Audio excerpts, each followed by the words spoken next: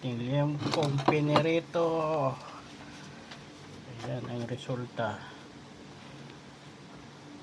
Sarap yan kasi pinakuluan ko muna bago pinirito. Tinimplahan na rin. Ito tayo ng liempo. Pinakuluan ko lang ng bahagya.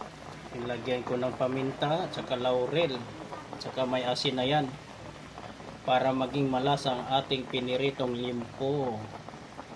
Yan ang technique kung gusto mong magkalasa ang iyong piniritong liempo. Pinakuluan muna para manuot-suot sa laman ang lasa.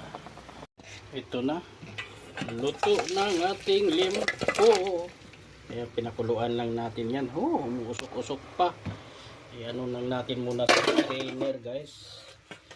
Yan, strainer lang natin para tumuyo ang ating liempo. Paano nga lang natin konti ng malamig na tubig. Yes. Kasi piprituhin na natin ang ating liempo. Yan. Okay na.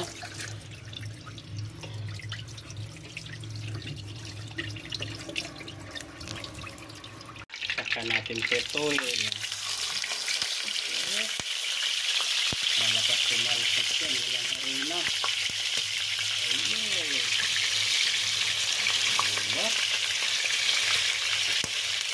Ayan. Pumiputok-putok na.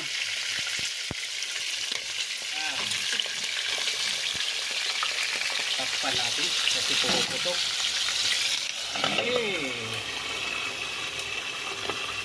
Ng ating liemkong pinirito. Ayan ang resulta. Sarap yan kasi pinakuluan ko muna bago pinirito. Tinimplahan na rin.